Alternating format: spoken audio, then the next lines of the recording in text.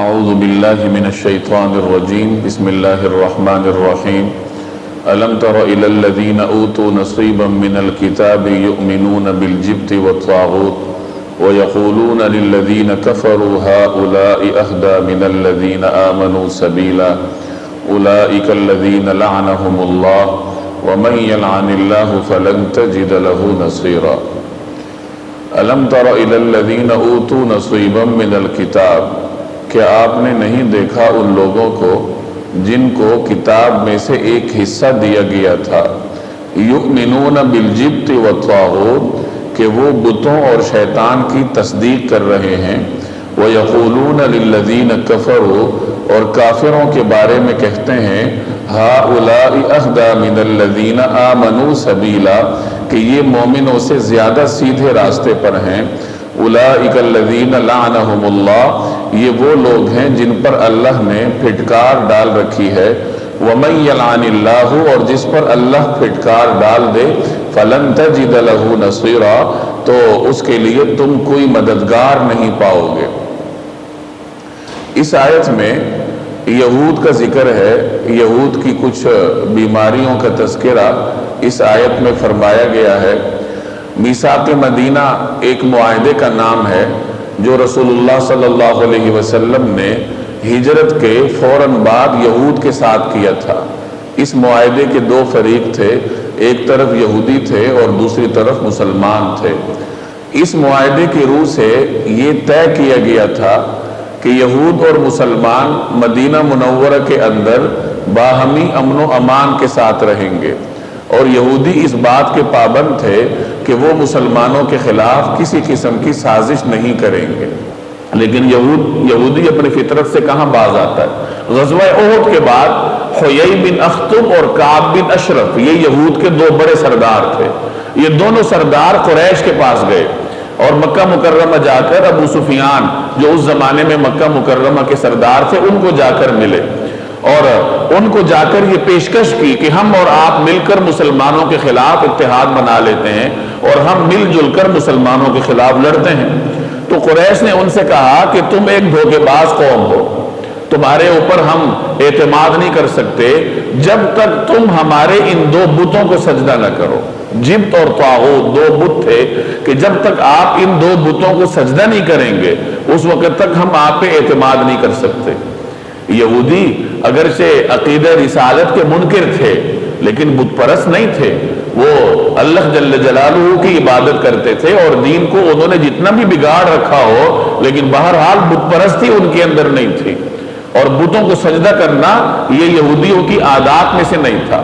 لیکن یہاں چونکہ مفاد وابستہ ہے کہ مسلمانوں کے خلاف ان کے دل و دماغ میں تعصب بھرا ہوا تھا اور کسی نہ کسی طریقے سے قریش کو اپنے ساتھ جوڑنا تھا، تو قریش کی ہر شرط انہوں نے ماننی تھی۔ چنانچہ جب انہوں نے یہ شرط رکھی کہ پہلے ان دو بتوں کو سجدہ کرو، تو کعب بن اشرف، حیی بن اخطب اور ان کے ساتھ جو یہودیوں کا وفد آیا تھا، 70 افراد پر مشتمل وفد تھا، تو ان سب نے جبت اور طاغوت ان دو بتوں کو انہوں نے سجدہ کیا۔ قریش نے پھر اگلی بات رکھی، انہوں نے کہا کہ 30 افراد تمہارے ہوں گے اور 30 افراد ہمارے ہوں گے، اور یہ 60 کے 60 مل کر بیت اللہ کی دیواروں کے ساتھ چمٹ کر باہمی عہد و پیمان کریں کہ ہم مسلمانوں کے خلاف مل جل کر کارروائی کریں گے۔ یہ بھی کر لیا۔ تیسری بات ابو سفیان نے ان سے کی کہ تم لوگ اہل کتاب ہو، تمہارے پاس اللہ کی دی ہوئی کتاب موجود ہے، تم ہمیں یہ بتاؤ کہ ہم بہتر ہیں یا مسلمان بہتر ہیں، کس کا دین بہتر ہے؟ تو یہودیوں نے ان سے پوچھا کہ تمہارا دین کیا ہے؟ تو قریش نے کہا کہ ہم بیت اللہ کے خادم ہیں، ہم حجاج کی خدمت کرتے ہیں، ہم ان کے لیے اونٹ ذبح کرتے ہیں اور اونٹوں کا دودھ ان کو پلاتے ہیں، دیگر جو مہمان نوازی ہے وہ ہم انجام دیتے ہیں، رشتہ داروں کے ساتھ اپنے رشتے نبھاتے ہیں۔ جبکہ مسلمانوں کے بارے میں کہا رسول اللہ صلی اللہ علیہ وسلم کے بارے میں کہ وہ اپنے خاندان سے کٹ چکے ہیں اور اپنی جو خاندانی روایات ہے ان سے دور ہو چکے ہیں، تو ہم میں سے کون بہتر ہے؟ تو یہودیوں نے کہا کہ تم لوگ بہتر ہو، حالانکہ انہیں خوب پتہ تھا کہ یہ تو بت پرست ہیں اور مشرک ہیں، جبکہ مسلمان مشرک تو کم از کم نہیں تھے، اگرچہ یہود کا ان سے اختلاف تھا، لیکن یہود کو تو یہ بھی پتا تھا کہ رسول اللہ صلی اللہ علیہ وسلم نبی برحق ہیں، اچھی طرح معلوم تھا، لیکن یہ تمام تر جانتے بوجھتے بھی تعصب اور ضد کی وجہ سے انہوں نے قریش سے کہا کہ تم ان سے بہتر ہو۔ یہ ساری باتیں ہوگی، عہد و پیمان ہو گیا۔ تو یہاں آیت میں اشارہ اس طرف کیا گیا کہ ذرا دیکھو ان یہودیوں کو، اللہ تعالیٰ نے انہیں کتاب میں سے حصہ دیا ہے، انہیں اللہ نے کتاب سے نوازا ہے، ان کو سب کچھ پتا ہے، اس کے باوجود یہ جبت اور طاغوت نامی بتوں کی تصدیق کرتے ہیں اور یہ مشرکین کو کہتے ہیں کہ تم مسلمانوں سے بہتر ہو۔ یہ تعصب اور ضد تھا جس نے یہود کو اس درجے اخلاقی پستی میں گرایا کہ وہ ان کے سامنے جا کر جھوٹ بولنے پر مجبور ہوئے۔ یہاں ایک بات سمجھ لیجئے کہ یہود اور قریش میں ایک بنیادی فرق تھا۔ یہودیوں کو سب کچھ پتا تھا، لیکن وہ بزدل قوم تھی، مکار قوم تھی، جھوٹی دغاباز اور منافق قوم تھی، اور قریش کے لوگ کم از کم جھوٹ نہیں بولتے تھے۔ وہ اگر مسلمانوں کے خلاف تھے تو قبائلی بنیادوں پر ان کے خلاف تھے، یا جو بھی ان کا مسلمانوں سے اختلاف تھا کہ تم ہمارے بتوں کو برا بھلا کہتے ہو۔ جھوٹ کی بیماری قریش کے اندر، عربوں کے اندر نہیں تھی۔ یہی وجہ ہے کہ اللہ نے پھر عربوں سے کام لیا، بعد میں ان کو اسلام کی توفیق دی اور پوری دنیا میں ان کے ذریعے سے اسلام پہنچا، اور یہودیوں کو اللہ نے ذلیل اور رسوا کیا۔ اس سے آپ اندازہ لگا لیجئے کہ جھوٹ، فریب، دغابازی،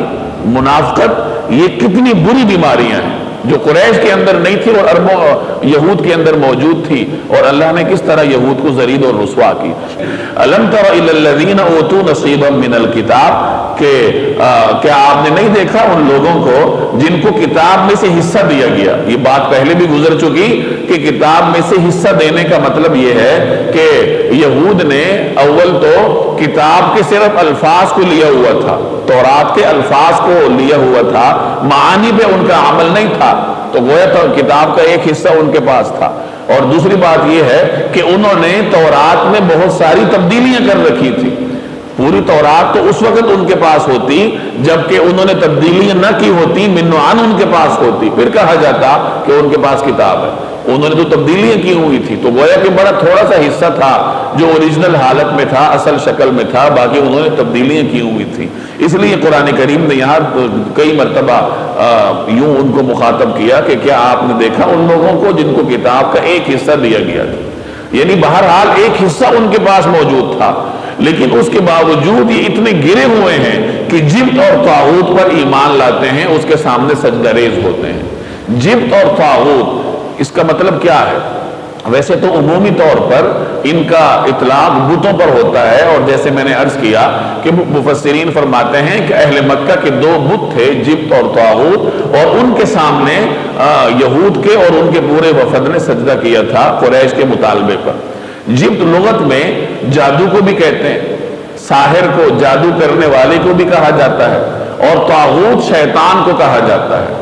بعض حضرات فرماتے ہیں کہ ہر وہ چیز جس کی اللہ کے سوا عبادت کی جائے وہ طاغوت کے زمرے میں آتی ہے۔ بہرحال شیطان ہو، اس کا طریقہ کار ہو، اس سب کو طاغوت کہا جا سکتا ہے۔ تو یہاں فرمایا گیا کہ کیا آپ نے دیکھا ان لوگوں کو جن کو کتاب میں سے حصہ دیا گیا تھا، اور ان کے کرتوت کیا ہیں کہ وہ جبت اور طاغوت یعنی بتوں اور شیطان کی تصدیق کر رہے ہیں۔ وَيَقُولُونَ، اور کہتے ہیں، لِلَّذِينَ كَفَرُوا، کافروں کو،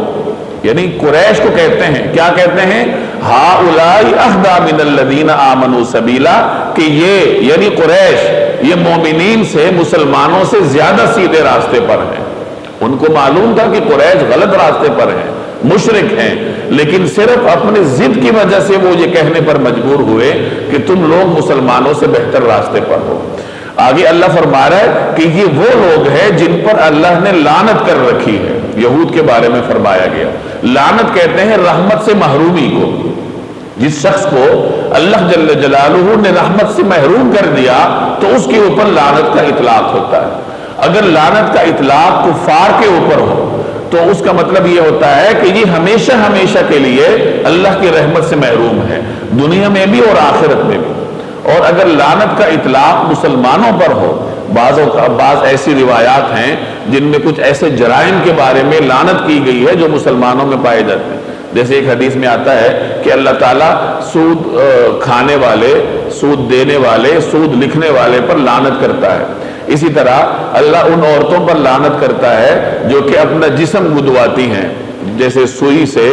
جسم کو چھید کر اس میں پھر رنگ وغیرہ بھرے جاتے ہیں، پہلے زمانے میں بھی تھے، آج بھی مختلف طریقوں سے یہ چیزیں رائج ہیں، تو ایسے لوگوں پر بھی لعنت کی گئی ہے۔ اسی طرح اور بھی مختلف جرائم کا ذکر مختلف روایات میں ہے جن پر رسول اللہ صلی اللہ علیہ وسلم نے اللہ کی جانب سے لعنت کا اطلاق فرمایا ہے۔ تو اگرچہ یہ جرائم مسلمانوں میں بھی ہوں تو وہ بھی لعنت کے مستحق ہوتے ہیں، لیکن فرق یہ ہے کہ مسلمان اس وقت تک اللہ کی لعنت کا مستحق ہوتا ہے جب تک وہ اللہ کی جانب سے سزا نہ پالے۔ جب آخرت میں اپنی سزا پالے گا، اگر اس کا انتقال حالت ایمان پر ہوا ہو تو آخرت میں وہ اپنی گناہوں کی سزا پا کر جنت میں آئے گا، تو جب وہ گناہوں کی سزا پالے گا تو اس پر جو لعنت تھی وہ بھی ختم ہو جائے گی۔ تو کافر کے اوپر جو لعنت ہے وہ ابدی ہوتی ہے اگر وہ کفر پر برقرار ہے، اور مسلمان کے اوپر لعنت وہ موقت ہوتی ہے۔ یہاں ایک اور بات بھی سمجھ لیجئے، عام مسلمان کو یہ اجازت نہیں ہے کہ اپنی طرف سے کسی پر لعنت کرے۔ وہ تو لعنت موجود ہے، جن گناہوں پر حدیث میں لعنت وارد ہے وہ تو ظاہر ملعون ہیں ہی، ان سے ہٹ کر اپنی مرضی سے کسی شخص کو ملعون قرار دینا، کسی پر لعنت کرنا، اس کی مسلمان کو اجازت نہیں ہے۔ کسی پر اگر لعنت کی جائے تو وہ لعنت پلٹ کر انسان کی طرف واپس آتی، تو کبھی بھی اپنی زبان سے کسی بھی مسلمان کے لیے، کسی بھی شخص کے لیے لعنت کے الفاظ نہیں کہنے چاہیے۔ اور ویسے بھی میں نے عرض کیا کہ لعنت کہتے ہیں رحمت سے محروم کرنے کو، تو جب آپ کسی پہ رحمت کر نہیں سکتے تو کسی کو محروم کیسے کر سکتے ہیں؟ اللہ تعالیٰ کا یہ وظیفہ ہے کہ وہ کسی پر رحمت کرے، کسی کو رحمت سے محروم کرے۔ کسی عام مسلمان کو اس بات کی اجازت نہیں ہے کہ وہ دوسرے کو لعنت ملامت کرے۔ یہ چیز ہمارے ہاں بہت عام ہے، اپنے سیاسی اختلافات میں یا مذہبی اختلافات میں یا کسی بھی وجہ سے ایک دوسرے پر لعنت ملامت کی جاتی ہے، فلاں پہ لعنت، فلاں پہ لعنت۔ تو یہ جو لعنت کا تصور ہے یا یہ جو لفظ ہماری زبانوں پر آ چکا ہے اس کو ختم کرنا چاہیے۔ تو یہود کے بارے میں فرمایا کہ یہ وہ لوگ ہیں جن پر اللہ نے لعنت کر رکھی ہے، اور جس پر اللہ لعنت کر دے تو اس کے لیے آپ کو کوئی مددگار نہیں ملے گا۔ جس کو اللہ رحمت سے محروم کر دے، جس پہ لعنت کر دے، اس کی کون مدد کرے گا؟ اللہ کے سوا کس نے اس پہ رحمت کر دی؟ ام لہم نصیب من الملک فاذا لا یؤتون الناس نقیرا، ام لہم نصیب من الملک، تو کیا ان کو بادشاہی کا کچھ حصہ ملا ہوا ہے؟ فاذا لا یؤتون الناس نقیرا، اگر ایسا ہوتا تو یہ لوگوں کو گھٹنے کے شگاف کے برابر بھی کچھ نہ دیتے۔ نقیر کھجور کے اندر جو گھٹلی ہوتی ہے اور گھٹلی کے اوپر جو ایک شگاف سا ہوتا ہے باریک سا، تو اس شگاف کو نقیر کہا جاتا ہے اور وہیں سے پھل پھوٹتا ہے۔ تو چونکہ وہ انتہائی باریک ہوتا ہے تو اللہ یہود کے بارے میں فرما رہا ہے کہ اگر ان کے ہاتھ میں بادشاہی ہوتی، اختیار ان کے ہاتھ میں ہوتا تو یہ تو کسی کو رتی برابر بھی کچھ نہ دیتے، یہ تو اتنے بخیل ہیں۔ ام یحسدون الناس، یا یہ لوگوں سے حسد کرتے ہیں، علی ما آتاہم اللہ من فضل، اس بنا پر کہ اللہ نے ان کو اپنا فضل عطا فرمایا ہے۔ فقد آتینا آل ابراہیم الکتاب والحکمہ، سو ہم نے تو ابراہیم کے خاندان کو کتاب اور حکمت عطا کی تھی، وآتیناہم ملکا عظیما، اور انہیں بڑی سلطنت دی تھی۔ ان دو آیات میں بھی یہود ہی کا تذکرہ ہے۔ یہود کو مسلمانوں کے ساتھ حسد تھی، اور حسد کی بنیاد پر وہ رسول اللہ صلی اللہ علیہ وسلم کی رسالت کا انکار کرتے تھے، حالانکہ انہیں بخوبی معلوم تھا کہ جناب رسول اللہ صلی اللہ علیہ وسلم نبی برحق ہیں، لیکن اپنے اندر موجود ضد، اناد اور حسد کی وجہ سے وہ انکار کرتے تھے۔ اب ان دو آیات میں قرآن کریم نے دو وجوہات بیان کی ہیں کہ یہود مسلمانوں کے ساتھ حسد کیوں کرتے تھے۔ پہلی وجہ یہ بیان کی کہ یہود یہ سمجھتے تھے کہ یہ تو ہماری بادشاہی ہے، یہ تو ہمارا حق تھا، اور ہمارا حق گویا کہ مسلمانوں کو مل گیا ہے۔ یعنی نبوت حضرت ابراہیم علیہ السلام سے لے کر حضرت عیسیٰ علیہ السلام تک ہمارے ہی خاندان میں چلی آ رہی ہے، تو یہ نبوت کا حصہ بنی اسماعیل میں کیوں چلا گیا؟ یہ عربوں کو کیوں مل گیا؟ یہود تو اس انتظار میں تھے کہ آخری نبی بھی ہم میں سے آئے گا، لیکن جب انہیں پتہ چلا کہ آخری نبی تو عربوں میں سے آئے ہیں تو انہوں نے انکار کیا۔ تو ایک وجہ ان کے حسد کی یہ تھی کہ یہ تو ہمارا حصہ تھا، ہمیں ملنا چاہیے تھا، مسلمانوں کو کیوں ملا؟ تو اللہ ان کو کہہ رہا ہے کہ تمہارا حصہ کہاں سے آیا؟ تم تو خود اقتدار سے، حکومت سے محروم ہو، اور اگر تمہارے پاس حکومت ہوتی تو تم تو کسی کو حبہ برابر نہ دیتے، تم تو کسی کو ایک رتی کے دانے کے برابر بھی کچھ نہ دیتے۔ اور دوسری وجہ یہ تھی کہ وہ یہ سمجھتے تھے کہ اگر ہمارا حصہ نہیں بھی تھا تو مسلمانوں کو کیوں ملا، ان کو بہرحال کیوں ملا؟ جیسے آدمی ضد کی بنیاد پہ کہتا ہے کہ چلو مجھے نہیں ملی لیکن اس کے پاس کیوں ہے، تو انہوں نے بھی اسی ضد کی بنیاد پہ کہا کہ اول تو یہ ہمارا حصہ تھا، ہمیں ملنا چاہیے تھا، اور اگر ہمارا حصہ نہیں بھی تھا، ہمیں نہیں بھی ملا، تو ان کو کیوں ملا ہے؟ تو اللہ تعالیٰ اس کا جواب دے رہا ہے۔ پہلی بات کا جواب یہ دیا کہ تم جو سمجھتے ہو کہ اقتدار ہمارا حصہ تھا، حکومت ہمارا حق ہے، ہمارا اختیار ہے، تو تم تو خود اقتدار سے محروم ہو، اور اگر تمہیں اقتدار مل بھی جاتا تم کسی کو رائی کے دانے کے برابر بھی نہ دیتے، تم اتنے بخیل ہو۔ اور جہاں تک اس بات کا تعلق ہے کہ وہ یہ کہتے تھے کہ ہمیں بے شک نہ ملا لیکن مسلمانوں کو کیوں ملا، تو اس کا جواب اللہ نے انہیں اگلی آیت میں دیا کہ دیکھو ہم نے ابراہیم علیہ السلام کے خاندان میں نبوت بھی رکھی، بادشاہت بھی رکھی، کثرت سے ابراہیم علیہ السلام کے خاندان میں نبی آئے اور بادشاہ بھی آئے، جیسے حضرت یوسف علیہ السلام نبی تھے، بادشاہ بھی تھے، حضرت داؤد علیہ السلام پیغمبر تھے، بادشاہ بھی تھے، حضرت سلیمان علیہ السلام پیغمبر تھے اور بہت بڑے بادشاہ تھے، حضرت طالوت پیغمبر نہیں تھے لیکن بادشاہ تھے۔ تو اللہ نے ابراہیم علیہ السلام کے خاندان میں نبی بھی پیدا کیے، بادشاہ بھی پیدا کیے، اور رسول اللہ صلی اللہ علیہ وسلم بھی تو حضرت ابراہیم ہی کی اولاد میں سے ہیں۔ تو اگر اللہ نے اب نبوت اور بادشاہت وہاں منتقل کر دی تو تمہیں اعتراض کرنے کا کیا حق ہے؟ تو فرمایا ام لہم نصیب من الملک، تو کیا ان کو بادشاہی کا کچھ حصہ ملا ہوا ہے؟ یعنی یہ بادشاہی کو اپنا حق سمجھتے ہیں، حالانکہ یہ تو خود اقتدار سے محروم ہے، اور اگر انہیں اقتدار مل بھی جائے تو فَإِذَا لَا يُؤْتُونَ النَّاسَ نَقِيرًا، تو یہ لوگوں کو گٹھلی کے شگاف کے برابر بھی کچھ نہ دیں۔ ام یحسدون الناس، اور یہ لوگوں سے حسد کرتے ہیں، ناس سے مراد مسلمان ہیں، ان کو مسلمانوں کے ساتھ حسد تھی کہ اللہ نے نبوت کا شرف ان کو کیوں عطا فرمایا، رسول اللہ صلی اللہ علیہ وسلم کو نبوت کیوں ملی؟ تو فرمایا یا یہ لوگوں سے حسد کرتے ہیں علی ما آتاہم اللہ من فضل، اس بنا پر کہ اللہ نے انہیں اپنا فضل عطا فرمایا کہ ٹھیک ہے ہمیں نہیں ملی لیکن ان کو کیوں ملی۔ تو فقط آتینا آل ابراہیم الکتاب والحکمہ، سو ہم نے تو ابراہیم کے خاندان کو کتاب اور حکمت دی تھی، حکمت سے مراد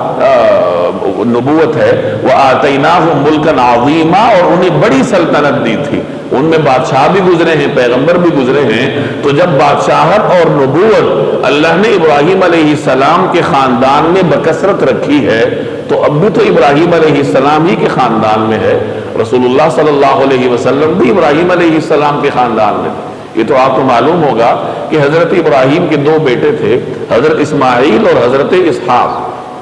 حضرت اسحاق چھوٹے بیٹے تھے، حضرت اسحاق کے بیٹے یعقوب تھے، اور یعقوب علیہ السلام کا لقب اسرائیل تھا۔ اسرائیل عبرانی زبان میں اللہ کے بندے کو کہتے ہیں، جیسے عربی زبان میں عبداللہ ہے تو عبرانی زبان میں اسرائیل کہتے ہیں۔ تو حضرت یعقوب علیہ السلام کا لقب اسرائیل تھا، اور حضرت یعقوب علیہ السلام کی اولاد کو بنی اسرائیل کہا گیا۔ حضرت یعقوب علیہ السلام اپنی اولاد کے ساتھ مصر تشریف لے گئے تھے اور وہیں پہ ان کا انتقال ہوا، بعد میں ان کی اولاد مصر میں رہی۔ یوسف علیہ السلام کے زمانے میں یہ شاہی خاندان شمار ہوتا تھا،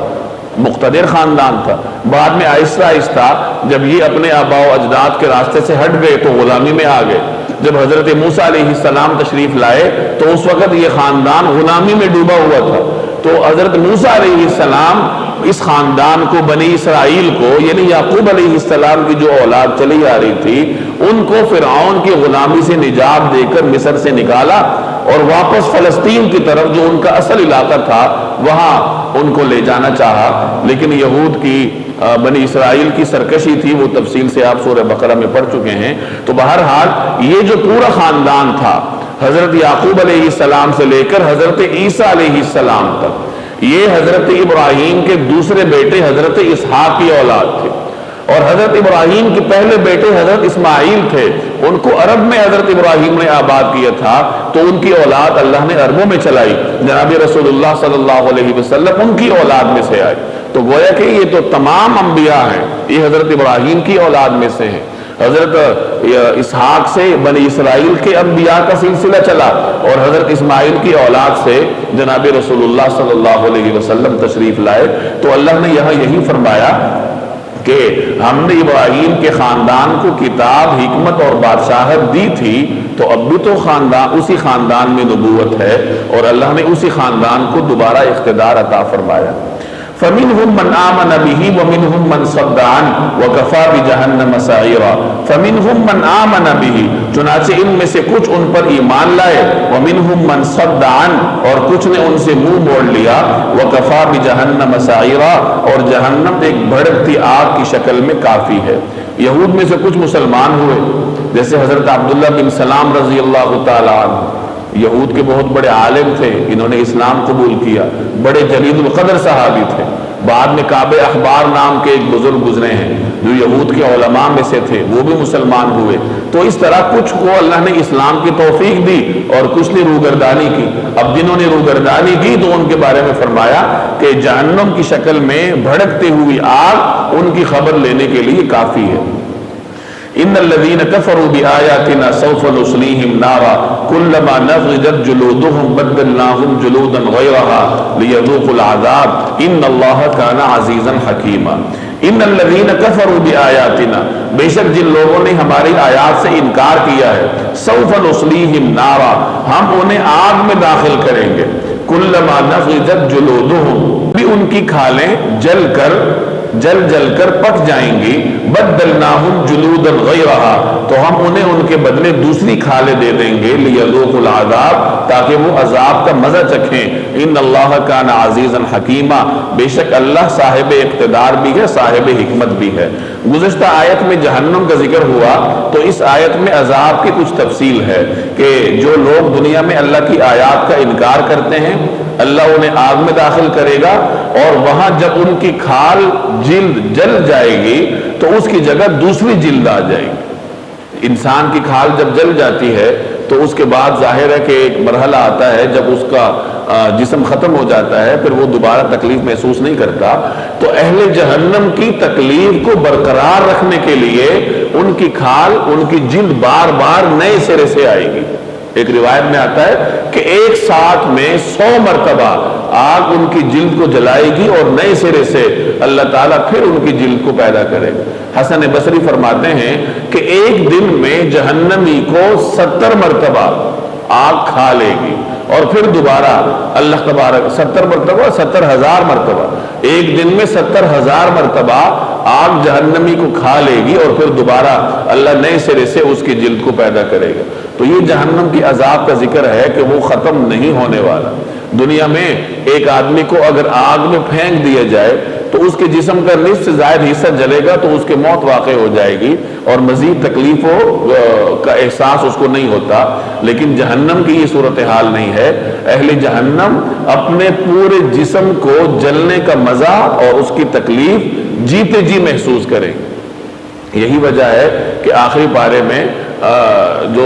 سورۃ الہمزہ ہے، اس میں جہنم کی آگ کی خصوصیت بیان کرتے ہوئے ایک جگہ اللہ نے ارشاد فرمایا، التی تطلع علی الافئدہ، کہ وہ ایسی آگ ہے جو دلوں تک جا پہنچے گی۔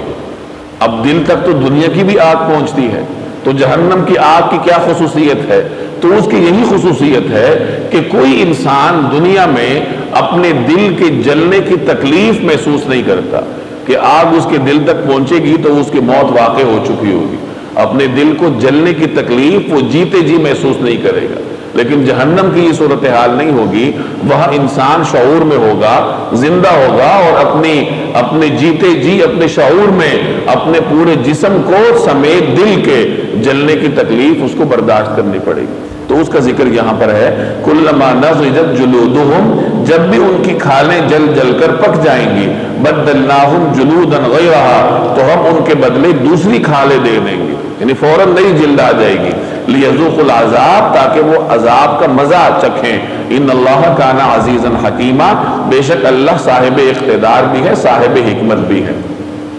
والذین آمنوا وعملوا الصالحات سندخلهم جنات تجری من تحتها الانہار خالدین فیہا ابدا لهم فیہا ازواج مطہرہ وندخلهم ظلا ظلیلا۔ والذین آمنوا وعملوا الصالحات، اور جو لوگ ایمان لائے اور انہوں نے نیک عمل کیے، سندخلهم جنات، ہم انہیں ایسے باغات میں داخل کریں گے، تجری من تحتها الانہار، جن کے نیچے نہریں بہتی ہوں گی، خالدین فیہا ابدا، جن میں وہ ہمیشہ ہمیشہ رہیں گے، لہم فیہا ازواج مطہرہ، وہاں ان کے لیے پاکیزہ بیویاں ہوں گی، وندخلہم ظلا ظلیلا، اور ہم انہیں گھنی چھاؤں میں داخل کریں گے۔ پچھلی آیت میں جہنم کی تکلیف کا ذکر ہوا، اس آیت میں جنت کے انعام کا ذکر ہو رہا ہے کہ جو لوگ ایمان لائے، نیک عمل کرتے رہے، دنیا میں مشقت گوارا کی، تو اللہ تعالیٰ قیامت والے دن انہیں جنت میں داخل کرے گا، اور ایسے باغات ہوں گے جن کے نیچے نہریں بہتی ہوں گی، انتہائی دل فریب اور دلکش مناظر ہوں گے، اور وہ ہمیشہ ہمیشہ کے لیے وہاں رہیں گے۔ وہ مناظر ان کے لیے موقت نہیں ہوں گے، بلکہ لامحدود مدت تک، ہمیشہ ہمیشہ کے لیے وہ اسی خوبصورت اور دل فریب مناظر کے درمیان رہیں گے، اور وہاں ان کے لیے پاکیزہ بیویاں ہوں گی۔ پاکیزہ بیویوں کا مطلب یہ ہے کہ جنت میں مرد اور عورتیں یہ انسانی حوائج سے پاک ہوں گے۔ جو دنیا میں انسان کے ساتھ مختلف حوائج لگے ہوئے ہیں وہ جنت میں نہیں ہوں گے۔ اسی طریقے سے دنیا میں عورت کو ماہانہ بنیادوں پر خون کو برداشت کرنا پڑتا ہے، ماہواری اسے آتی ہے، جنت میں یہ صورتحال بھی نہیں ہوگی۔ تو گویا کہ پاکیزہ بیویاں اللہ تبارک و تعالی اہل جنت کو عطا کرے گا، اور ہم انہیں گھنی چھاؤں میں داخل کریں گے۔ حدیث میں آتا ہے کہ جنت کے درخت کا سایہ اتنا ہوگا کہ جنت میں ایک درخت ہے جس کا سایہ اتنا ہوگا کہ ایک سوار 100 سال تک اس کے نیچے چلتا رہے لیکن اس کا سایہ ختم نہیں ہوگا۔ اتنا بہترین اور اتنا وسیع و عریض سایہ ہوگا۔ یہاں ایک بات سمجھ لیجئے کہ سایہ دھوپ کے مقابلے میں آتا ہے۔ انسان جب دھوپ میں پریشان ہوتا ہے تو وہ سایہ تلاش کرتا ہے، تو جنت میں تو ایسے دھوپ کی تمازت نہیں ہوگی، تپش نہیں ہوگی، لیکن اس کے باوجود سائے کا ذکر اللہ کرتا ہے، کیونکہ سایہ جہاں دھوپ کے وقت انسان کو درکار ہوتا ہے وہاں دھوپ نہ بھی ہو پھر بھی سایہ عزت کی علامت سمجھی جاتی ہے۔ جیسے آپ دیکھتے ہوں گے اگر کہیں گراؤنڈ میں کوئی میچ ہو رہا ہوتا ہے یا کوئی تقریب ہو رہی ہوتی ہے تو چاہے دھوپ تکلیف نہ بھی دے رہی ہو، فرض کریں سردی کا موسم ہو، لیکن اس کے باوجود جو مہمانان خصوصی ہوتے ہیں ان کے لیے شامیانہ لگا ہوتا ہے، وہ سائے کے نیچے بیٹھتے ہیں، تو سایہ عزت اور شرف کی علامت ہوتی ہے۔ تو جنت میں اگرچہ دھوپ کی تکلیف نہیں ہوگی لیکن پھر بھی اہل جنت کو اللہ جل جلالہ گھنے درختوں کا سایہ عطا فرمائیں گے، وہ ان کے لیے عزت اور شرف کی علامت ہوگی۔ ان اللہ یأمرکم ان تؤدوا الامانات الی اہلہا واذا حکمتم بین الناس ان تحکموا بالعدل ان اللہ نعم ما یعظکم بہ ان اللہ کان سمیعا بصیرا۔ ان اللہ یأمرکم، یقیناً اللہ تمہیں حکم دیتا ہے، ان تؤدوا الامانات الی اہلہا، کہ تم امانتیں ان کے حقداروں تک پہنچاؤ، واذا حکمتم بین الناس، اور جب لوگوں کے درمیان فیصلہ کرو، ان تحکموا بالعدل، تو انصاف کے ساتھ فیصلہ کرو، ان اللہ نعم ما یعظکم بہ، یقین جانو اللہ تم کو جس بات کی نصیحت کرتا ہے وہ بہت اچھی ہوتی ہے۔ ان اللہ کان سمیعا بصیرا، بے شک اللہ ہر بات کو سنتا اور ہر چیز کو دیکھتا ہے۔ اس آیت میں مسلمانوں کو امانت ادا کرنے کی ہدایت دی گئی ہے کہ امانت اس کے اہل تک پہنچاؤ۔ اس آیت کے ذیل میں مفسرین ایک واقعہ نقل کرتے ہیں کہ بیت اللہ کی چابی حضرت عثمان بن طلحہ کے پاس تھی۔ ابتدا میں یہ مسلمان نہیں تھے تو ان کے ذمے بیت اللہ کی چابی تھی، یہی بیت اللہ کھولا کرتے تھے۔ پیر اور جمعرات 2 دنوں میں انہوں نے بیت اللہ کو کھولنا ہوتا تھا، لوگ آتے تھے اور بیت اللہ کے اندر داخل ہوتے تھے۔ ہجرت سے پہلے جناب رسول اللہ صلی اللہ علیہ وسلم کچھ صحابہ کے ساتھ ان کے پاس تشریف لائے اور بیت اللہ میں جانے کی خواہش کا اظہار فرمایا، تو عثمان بن طلحہ نے ترش روئی کے ساتھ رسول اللہ صلی اللہ علیہ وسلم کو جواب دیا۔ تو آپ صلی اللہ علیہ وسلم نے ان سے فرمایا کہ عثمان، ایک وقت آئے گا جب یہ چابی میرے پاس ہوگی اور میں جس کو چاہوں گا عطا کروں گا۔ تو عثمان نے کہا، چونکہ اس وقت مسلمان نہیں ہوئے تھے، تو انہوں نے کہا کہ وہ وقت تو پھر قریش کے لیے بڑی ذلت کا ہوگا۔ تو آپ صلی اللہ علیہ وسلم فرمانے لگے کہ نہیں، وہی قریش کے لیے حقیقی عزت کا دن ہوگا۔ تو عثمان کا اپنا بیان ہے، وہ کہتے ہیں کہ حضور علیہ السلام کی یہ بات سن کر میرے دل میں ایک رعب کا احساس ہوا، اور مجھے یہ یقین ہوا کہ یہ برحق ہیں، اور ایک وقت آئے گا جب ہر چیز ان کے ہاتھ میں ہوگی۔ تو میرا دل چاہا کہ میں مسلمان ہو جاؤں، لیکن قریش کے رد عمل کو سوچ کر پھر میں اپنے ارادے سے باز آیا۔ اور جب مکہ فتح ہوا تو جناب رسول اللہ صلی اللہ علیہ وسلم کے ہاتھ میں یہ چابی آئی، تو آپ صلی اللہ علیہ وسلم نے انہیں عثمان بن طلحہ کو بلایا اور ان سے فرمایا کہ یہ لو، یہ چابی تمہیں دی جا رہی ہے، اور یہ قیامت تک تمہارے خاندان میں رہے گی، اور یہ تم سے ظالم کے سوا کوئی نہیں لے گا۔ اگر کوئی تم سے لے گا تو وہ ظالم ہو۔ چنانچہ آج تک انہی کے خاندان میں ہے، حضرت عثمان کے خاندان میں چلی آ رہی، اور چونکہ رسول اللہ صلی اللہ علیہ وسلم کا فرمان موجود ہے کہ جو تم سے لے گا وہ ظالم ہوگا، تو کسی بادشاہ کی یہ جرت نہیں ہوتی کہ حضرت عثمان بن طلحہ کے خاندان والوں سے چابی لے کر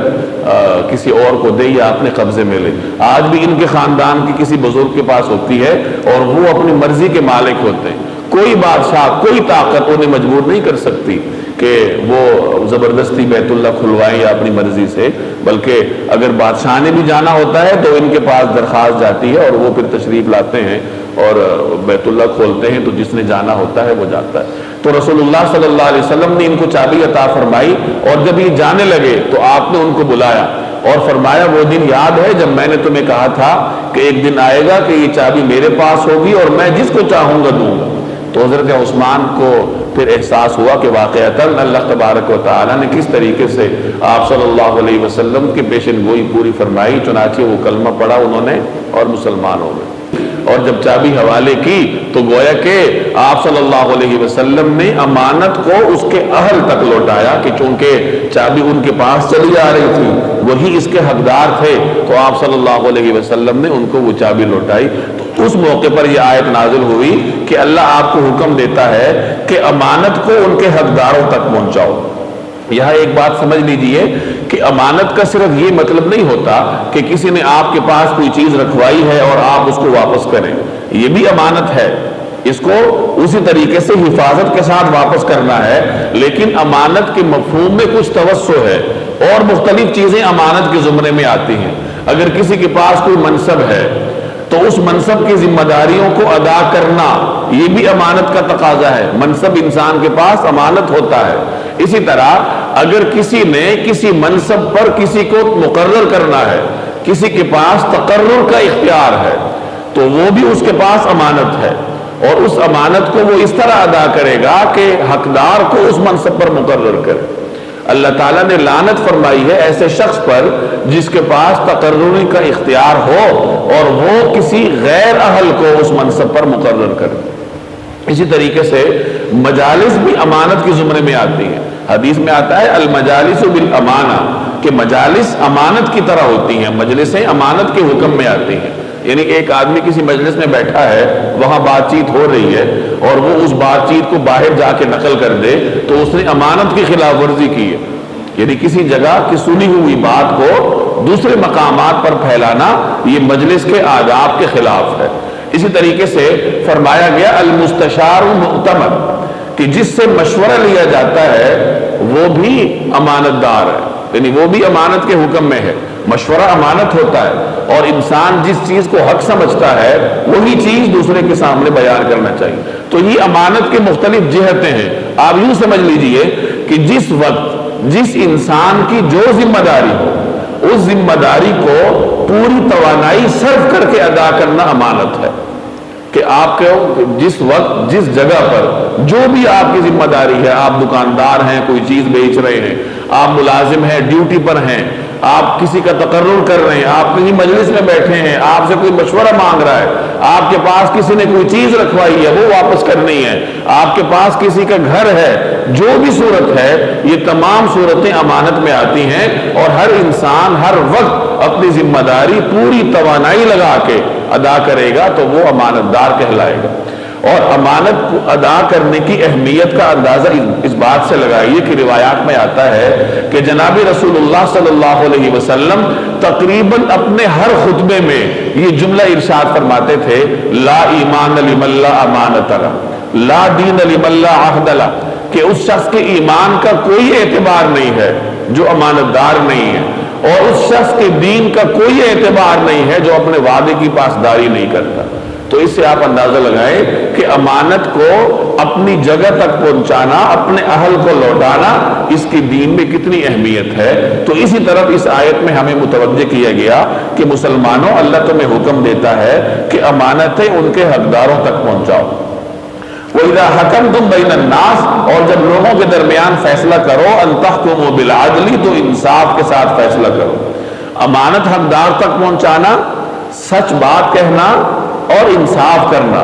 یہ تین ایسی چیزیں ہیں کہ مختلف روایات میں ان کی بڑی اہمیت کے ساتھ ان کا بیان آیا ہے، اور یہ جس قوم میں پائی جائیں تو وہ قوم کامیاب ہوتی ہے، اور جس قوم میں ان تینوں میں سے کوئی ایک چیز بھی نہ ہو کہ امانت اس کے ہاں نہ پائی جائے، یا جھوٹ ان میں پایا جائے، یا انصاف ان میں نہ پایا جائے، تو وہ قوم کبھی ترقی نہیں کرتی۔ تو یہاں اللہ نے پہلے امانت کا ذکر کیا اور اس کے بعد انصاف کا ذکر کیا، اور آپ کو معلوم ہے کہ یہ سورت مدنی ہے، یعنی مسلمان جس وقت یہ سورت نازل ہوئی تو اس زمانے میں مسلمان ایک معاشرے کی تشکیل کے مراحل سے گزر رہے تھے، تو ایسے موقع پر اللہ نے یہ ہدایات ان کو دی کہ امانت اور انصاف کو مد نظر رکھو گے تو ایک اچھا معاشرہ تشکیل پائے گا۔ جب لوگوں کے درمیان فیصلہ کرو تو انصاف کے ساتھ فیصلہ کرو۔ ان اللہ نعم ما یعظکم بہ، کہ اللہ جس بات کی نصیحت کرتا ہے وہ بہت اچھی ہوتی ہے۔ نعمہ بہت اچھی، یعظکم بہ تمہیں نصیحت کرتا ہے، اللہ تمہیں جو نصیحت کرتا ہے وہ بہت اچھی ہوتی ہے۔ ان اللہ کان سمیعا بصیرا، بے شک اللہ ہر بات کو سنتا ہے، بصیرا ہر چیز کو دیکھتا ہے۔ یا ایھا الذین آمنوا اطیعوا اللہ واطیعوا الرسول واولی الامر منکم فإن تنازعتم فی شیء فردوه الی اللہ والرسول ان کنتم تؤمنون باللہ والیوم الآخر ذلک خیر واحسن تأویلا۔ یا ایھا الذین آمنوا، اے ایمان والو، اطیعوا اللہ واطیعوا الرسول، اللہ کی اطاعت کرو اور اس کے رسول کی بھی اطاعت کرو، واولی الامر، اور تم میں سے جو صاحب اختیار ہوں ان کی بھی، فَإِن تَنَازَعْتُمْ فِي وَأُولِي الْأَمْرِ مِنْكُمْ، اور تم میں سے جو صاحب اختیار ہوں ان کی بھی، فَإِن تَنَازَعْتُمْ فِي شَيْءٍ، اور اگر تمہارے درمیان کسی چیز میں اختلاف ہو جائے، فَرُدُّوهُ إِلَى اللَّهِ وَالرَّسُولِ، تو اس کو اللہ اور اس کے رسول کی طرف لوٹاؤ، إِن كُنتُمْ تُؤْمِنُونَ بِاللَّهِ وَالْيَوْمِ الْآخِرِ، اگر تم واقعی اللہ اور یوم آخرت پر ایمان رکھتے ہو۔ پھر اگر تمہارے درمیان کسی چیز میں اختلاف ہو جائے تو اگر واقعی تم اللہ اور یوم آخرت پر ایمان رکھتے ہو تو اسے اللہ اور رسول کے حوالے کر دو۔ ذالک خیر واحسن تأویلا، یہی طریقہ بہترین ہے اور اس کا انجام بھی سب سے بہتر ہے۔ اس آیت میں مسلمانوں کو ایک طرز عمل سکھایا گیا کہ اطاعت کس طریقے سے کرنی ہے۔ سب سے پہلے اللہ کی اطاعت ہے، اور اگر کوئی چیز قرآن کریم میں نہیں ہے تو دوسرے نمبر پر اس کو حدیث میں تلاش کرنا ہے، جناب رسول اللہ صلی اللہ علیہ وسلم کی اطاعت ہے۔ اور اگر کوئی چیز حدیث میں بھی نہیں ہے تو جو مسلمانوں کے صاحب علم اور صاحب اختیار لوگ ہیں وہ قرآن اور حدیث کی روشنی میں اس نئے معاملے کا فیصلہ کریں گے، اور جو فیصلہ صاف قوت ہے اس کو اولو الامر کہا گیا کہ اولو الامر کی بھی اطاعت کرو۔ اولو الامر کے دو مفہوم مفسرین بیان کرتے ہیں۔ اولو الامر کا ایک مفہوم علماء کے ساتھ بیان کیا جاتا ہے کہ جو علماء ہیں، جو تمہارے دین کے منتظم ہیں، تمہارے دین کا علم رکھتے ہیں، اگر وہ کسی معاملے میں قرآن اور حدیث کو سامنے رکھ کر کوئی فیصلہ کر دیں تو مسلمان ان کے فیصلے کو تسلیم کریں گے۔ اور اولو الامر کا دوسرا مطلب حاکم ہے، صاحب اقتدار، یعنی جو حکمران ہے، اگر وہ کسی معاملے میں فیصلہ کرتا ہے تو پھر رعایا اس پر عمل کرنے کی پابند ہے۔ اس کی تفصیل یوں سمجھ لیجئے کہ بہت سارے معاملات ایسے ہوتے ہیں جو مباحات کے زمرے میں آتے ہیں، یعنی وہ جائز امور ہوتے ہیں۔ اگر کسی جائز معاملے میں کوئی حاکم کوئی قانون بنا دے تو تو اس قانون کی اطاعت کرنا یہ اس علاقے میں رہنے والے لوگوں پر لازم ہوتا ہے. جیسے یہ ہمارے ہاں مختلف سگنل بنے ہوئے ہیں اشارہ. اب شریعت کی نظر میں رکنا بھی جائز ہے، اور اگر آپ قانون بننے سے پہلے نہ رکتے تو نہ رکنا بھی جائز تھا. آپ چاہتے تو چوک کو پار کر لیتے اور چاہتے تو رک جاتے. دونوں چیزیں جائز ہیں، مباح چیز ہے. اب اس مباح چیز میں حکومت نے قانون بنا دیا کہ جب تک یہ سرخ اشارہ ہے اس وقت تک آپ یہاں سے نہیں جائیں گے. تو جب قانون بن گیا اولو الامر کی جانب سے، تو اب ہر شخص پر اس قانون کی اطاعت کرنا لازم ہے، وہ اس کی اطاعت کرے گا. اس طریقے سے اور جو بھی قانون ہو جو حکومت کسی مباح معاملے میں طے کر دے، صاحب اقتدار طے کر دے، تو رعایا کو اس کی اطاعت کرنا لازم ہو جاتا ہے اس آیت کی روح سے. تو اولو الامر کا اطلاق دو قسم کے اتھارٹیز پر ہوتا ہے، علماء پر بھی ہوتا ہے دینی معاملات میں، اور صاحب اقتدار طبقے پر بھی ہوتا ہے مباحات کے میدان میں، جیسے میں نے اس کی تفصیل آپ کے سامنے عرض کر دی. تو یہ ایک ترتیب ہے کہ سب سے پہلے اللہ کی اطاعت ہے، اور کوئی چیز قرآن میں نہیں ملتی تو حدیث میں تلاش کرو. میں نے آپ کو فقہ کے درس میں حضرت معاذ بن جبل کا واقعہ سنایا تھا کہ ان سے رسول اللہ صلی اللہ علیہ وسلم نے یہ دریافت فرمایا تھا کہ تم حاکم بن کر جا رہے ہو یمن میں، فیصلہ کیسے کرو گے؟ انہوں نے فرمایا کتاب اللہ میں دیکھوں گا. عرض کیا کتاب اللہ میں دیکھوں گا. تو آپ نے فرمایا اگر وہاں نہ پاؤ؟ تو انہوں نے عرض کیا پھر آپ کی سنت کو دیکھوں گا. تو آپ نے فرمایا اگر وہاں بھی نہ پاؤ؟ تو انہوں نے عرض کی اجتہد برأیی، پھر میں اپنی رائے سے اجتہاد کروں گا. اب چونکہ وہ اولو الامر تھے وہاں پہ، تو وہ جو اجتہاد کرتے اور لوگوں کو اس کا حل بتاتے تو لوگ اس حل کو تسلیم کرنے کے پابند ہوتے. تو اے ایمان والو، اللہ کی اطاعت کرو، اس کے رسول کی بھی اطاعت کرو، اور تم میں سے جو اولو الامر ہیں، صاحب اختیار ہیں، ان کی بھی. فَإِن تَنَازَعْتُمْ فِي شَيْءٍ، پھر اگر تمہارے درمیان کوئی تنازع ہو جائے، کسی معاملے میں اختلاف ہو جائے، فَرُدُّوهُ إِلَى اللَّهِ وَالرَّسُولِ، تو اسے اللہ اور رسول کے حوالے کر دو. اللہ اور اس کے رسول کے حوالے کرنے کا مطلب یہ ہے کہ جو بھی معاملہ درپیش ہے، کسی معاملے میں رائے کا اختلاف ہو گیا یا کوئی نیا معاملہ درپیش ہے، تو اس معاملے کا حل اللہ اور اس کے رسول کے فرامین کی روشنی میں تلاش کرو. اپنی مرضی سے تلاش مت کرو، بلکہ قرآن میں دیکھو، جناب رسول اللہ صلی اللہ علیہ وسلم کی احادیث میں دیکھو. اور یہ طرز عمل کب ہوگا؟ ان کنتم تؤمنون باللہ والیوم الآخر، اگر تم واقعی اللہ اور یوم آخرت پہ ایمان رکھتے ہو، پھر تمہارا یہی طرز عمل ہوگا کہ اپنے معاملات کو کتاب و سنت کی روشنی میں حل کرنے کی کوشش کرو گے. ذالک خیر، یہی طریقہ بہترین ہے، واحسن تأویلا، اور اس کا انجام بھی سب سے بہتر ہے. یعنی جو معاملہ اللہ اور اس کے رسول کے احکامات کی روشنی میں حل کیا جائے تو ظاہر ہے کہ اسی معاملے کا انجام بہتر ہونا ہے. أَلَمْ تَرَ إِلَى الَّذِينَ يَزْعُمُونَ أَنَّهُمْ آمَنُوا بِمَا أُنزِلَ إِلَيْكَ وَمَا أُنزِلَ مِنْ قَبْلِكَ يُرِيدُونَ أَنْ يَتَحَاكَمُوا إِلَى الطَّاغُوتِ وَقَدْ أُمِرُوا أَنْ يَكْفُرُوا بِهِ وَيُرِيدُ الشَّيْطَانُ أَنْ يُضِلَّهُمْ ضَلَالًا بَعِيدًا. أَلَمْ تَرَ إِلَى الَّذِينَ يَزْعُمُونَ، کیا یزعمون، کیا آپ نے نہیں دیکھا ان لوگوں کو جو یہ دعویٰ کرتے ہیں انہم آمنوا بما انزل الیکا، کہ وہ ایمان لے آئے ہیں اس کلام پر جو آپ پر نازل کیا گیا ہے، وما انزل من قبلکا، اور اس پر بھی جو آپ سے پہلے نازل کیا گیا تھا. یریدون، اور وہ یہ ارادہ کرتے ہیں، وہ یہ چاہتے ہیں ان یتحاکموا الی الطاغوت، کہ وہ اپنا مقدمہ فیصلے کے لیے طاغوت کے پاس لے جائیں. کیا تم نے ان لوگوں کو نہیں دیکھا جو دعویٰ یہ کرتے ہیں کہ وہ اس کلام پر بھی ایمان لے آئے ہیں جو تم پر نازل کیا گیا، اور اس پر بھی جو تم سے پہلے نازل کیا گیا تھا، لیکن ان کی حالت یہ ہے کہ وہ اپنا مقدمہ فیصلے کے لیے طاغوت کے پاس لے جانا چاہتے ہیں. وَقَدْ أُمِرُوا أَن يَكْفُرُوا بِهِ، حالانکہ ان کو حکم یہ دیا گیا تھا کہ وہ اس کا کھل کر انکار کریں. وَيُرِيدُ الشَّيْطَانُ، اور شیطان چاہتا ہے أَن يُضِلَّهُمْ ضَلَالًا بَعِيدًا، کہ انہیں بھٹکا کر پرلے درجے کی گمراہی میں مبتلا کر دے. مسلمانوں کا یہ طرز عمل تھا کہ وہ اپنے معاملات کا فیصلہ جناب رسول اللہ صلی اللہ علیہ وسلم کی خدمت میں فیصلے کے لیے لے کے جاتے تھے. نبی کریم صلی اللہ علیہ وسلم فیصلہ بذات خود فرماتے تھے.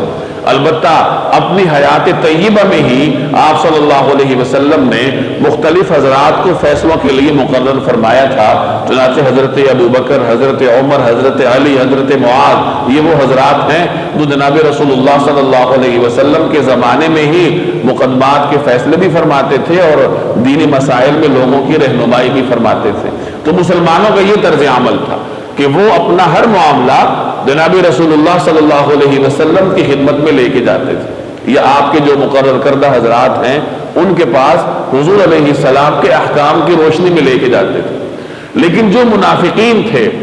ان کا طرز عمل یہ تھا کہ وہ اپنے مقدمات طاغوت کے پاس لے جانا پسند کرتے تھے. طاغوت سے مراد کعب بن اشرف جو یہودیوں کا سردار تھا اس زمانے میں،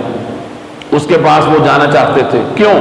کیونکہ انہیں معلوم تھا کہ اگر ہم دربار رسالت میں جائیں گے تو وہاں تو حق کے مطابق فیصلہ ہوگا، اور اگر ہم کعب بن اشرف کے پاس جائیں گے تو ہم اسے رشوت دے کے اپنے حق میں فیصلہ کرا سکیں گے.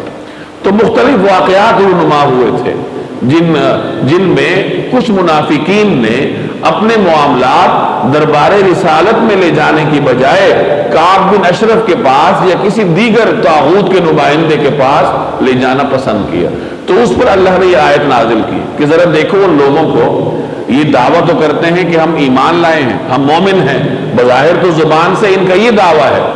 لیکن دل میں ان کا انکار ہے. اور انکار کی صورتحال یہ ہے کہ یہ اپنے مقدمات کا فیصلہ کرنے کے لیے دربار نبوت میں آنے کی بجائے طاغوت کے پاس جانے کو پسند کرتے ہیں. حالانکہ ان کو تو حکم یہ ہے کہ طاغوت کا انکار کرے. شیطان اور شیطان کے نمائندوں کا انکار کرنا ان کا فرض تھا، لیکن انکار یہ کیا کرتے، یہ تو اپنے مقدمات کا فیصلہ کرنے کے لیے ہی وہاں جانا چاہتے ہیں، اور شیطان تو چاہتا ہی یہی ہے کہ ان کو بھٹکا کر کہیں دور لے جائے. تو یہ ان منافقین کے طرز عمل کو دیکھ کر یہ آیت نازل ہوئی. اس آیت کی ذیل میں مفسرین نے کئی واقعات بھی نقل کیے جن میں منافقین نبی کریم صلی اللہ علیہ وسلم کے پاس اپنا مقدمہ لے جانے کی بجائے کعب بن اشرف کے پاس جانا چاہتے تھے. تو ان کے اس طرز عمل، ان کے اس خواہشات کو قرآن کریم کی اس آیت نے رد کیا کہ بھلا دیکھو ان لوگوں کو، زبان سے ایمان کا دعویٰ کرتے ہیں اور اپنے معاملے کا فیصلہ کروانے کے لیے دربار رسالت میں آنا گوارا نہیں کرتے. دیکھیے کیا دیکھا آپ نے ان لوگوں کو، یزعمون، جو یہ گمان رکھتے ہیں، انہم آمنوا، کہ وہ تو ایمان لا چکے ہیں، بما انزل الیک، اس کلام پر بھی جو آپ پر نازل کیا گیا یعنی قرآن کریم، وما انزل من قبلک، اور اس پر بھی جو آپ سے پہلے نازل کیا گیا یعنی تورات ہے، زبور ہے، انجیل ہے. یریدون، یعنی ایمان لانے کا دعویٰ تو کرتے ہیں لیکن ان کی حالت یہ ہے ان یتحاکموا الی الطاغوت، کہ وہ اپنا مقدمہ فیصلے کے لیے طاغوت کے پاس لے جانا چاہتے ہیں. طاغوت سے مراد شیطان، یعنی جو رسول اللہ صلی اللہ علیہ وسلم کے مقابلے میں فیصلہ کرے گا تو وہ شیطان ہے یا شیطان کا نمائندہ ہے. وَقَدْ أُمِرُوا أَن يَكْفُرُوا بِهِ، حالانکہ ان کو حکم یہ دیا گیا تھا کہ وہ اس کا کھل کر انکار کرے، شیطان کا بھی اور شیطان کی چیلوں کا بھی. وَيُرِيدُ الشَّيْطَانُ أَن يُضِلَّهُمْ ضَلَالًا بَعِيدًا، اور شیطان چاہتا ہے کہ انہیں بھٹکا کر پرلے درجے کی گمراہی میں مبتلا کر دے. وَإِذَا قِيلَ لَهُمْ تَعَالَوْا إِلَى مَا أَنزَلَ اللَّهُ وَإِلَى الرَّسُولِ رَأَيْتَ الْمُنَافِقِينَ يَصُدُّونَ عَنْكَ صُدُودًا. وَإِذَا قِيلَ لَهُمْ، اور جب ان سے کہا جاتا ہے تعالوا، کہ آؤ، إِلَى مَا أَنزَلَ اللَّهُ، اس حکم کی طرف جو اللہ نے اتارا ہے، وَإِلَى الرَّسُولِ، اور آؤ رسول کی طرف، رَأَيْتَ الْمُنَافِقِينَ، تو تم ان منافقین کو دیکھو گے، يَصُدُّونَ عَنْكَ صُدُودًا، کہ وہ آپ سے پوری طرح منہ موڑ بیٹھتے ہیں. منہ کیوں موڑتے ہیں؟ انہیں پتا ہے کہ ہم چونکہ ناحق پر ہیں، اگر ہم دربار رسالت میں گئے تو ہمارے خلاف فیصلہ آئے گا، اس لیے وہ دربار نبوت میں جانے کی بجائے طاغوت کے پاس جانے کو پسند کرتے ہیں. فَكَيْفَ إِذَا أَصَابَتْهُمْ مُصِيبَةٌ بِمَا قَدَّمَتْ أَيْدِيهِمْ ثُمَّ جَاءُوكَ يَحْلِفُونَ بِاللَّهِ إِنْ أَرَدْنَا إِلَّا إِحْسَانًا وَتَوْفِيقًا. فَكَيْفَ إِذَا أَصَابَتْهُمْ مُصِيبَةٌ، پھر اس وقت ان کا کیا حال بنتا ہے جب ان پر کوئی مصیبت آ پڑتی ہے، بِمَا قَدَّمَتْ أَيْدِيهِمْ، خود اپنے ہاتھوں کے کرتوت کی وجہ سے.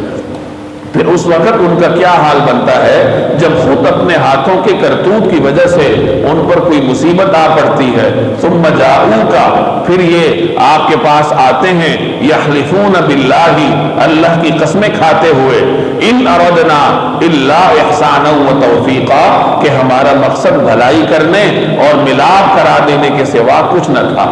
یعنی پہلے تو یہ ارادہ کرتے ہیں کہ اپنا معاملہ دربار رسالت کی بجائے طاغوت کے پاس لے جائیں،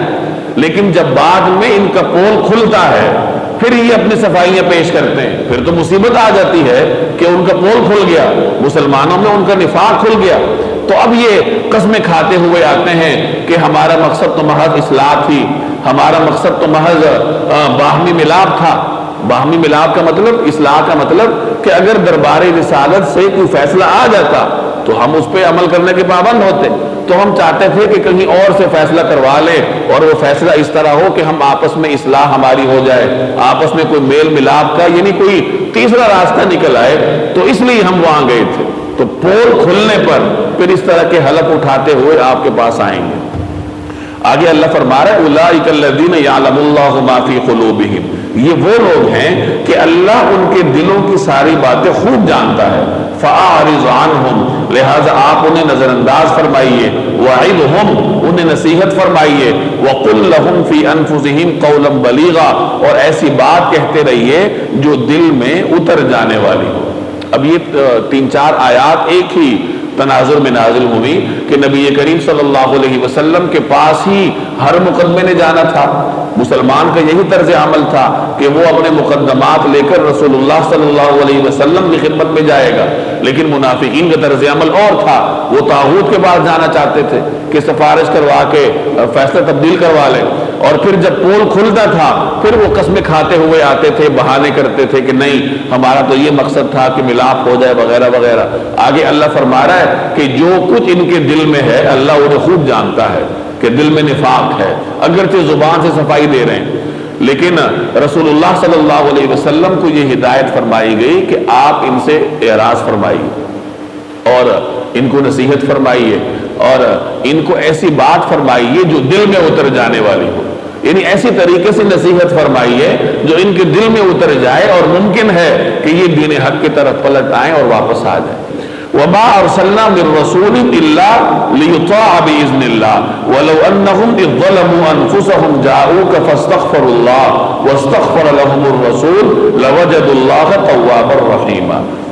وما ارسلنا من رسول، اور ہم نے کوئی رسول اس کے سوا کوئی اور مقصد کے لیے نہیں بھیجا، الا لیطاع باذن اللہ، کہ اللہ کے حکم سے اس کی اطاعت کی جائے، اور ہم نے کوئی رسول اس کے سوا کسی اور مقصد کے لیے نہیں بھیجا کہ اللہ کے حکم سے اس کی اطاعت کی جائے۔ ولو انہم اذ ظلموا انفسہم، اور جب ان لوگوں نے اپنی جانوں پر ظلم کیا تھا، جاؤکا، اگر یہ اس وقت آپ کے پاس آتے، فاستغفر اللہ، اللہ سے مغفرت مانگتے، واستغفر لهم الرسول، اور رسول بھی ان کے لیے مغفرت کی دعا کرتے، لوجد اللہ توابا رحیما، تو جی اللہ کو بہت معاف کرنے والا بڑا مہربان پاتے۔ دوبارہ اس آیت کا ترجمہ دیکھیں، اور ہم نے کوئی رسول اس کے سوا کسی اور مقصد کے لیے نہیں بھیجا کہ اللہ کے حکم سے اس کی اطاعت کی جائے، یعنی ہر پیغمبر ہم نے اس لیے بھیجا ہے کہ اس کی اطاعت کی جائے، ہر پیغمبر کی اپنے زمانے میں اطاعت کی جاتی ہے اور وہی اللہ کا حکم ہوتا ہے۔ آگے فرمایا وَلَوْ أَنَّهُمْ إِذْ ظَلَمُوا أَنفُسَهُمْ، کہ جب انہوں نے اپنی جانوں پر ظلم کیا ہے،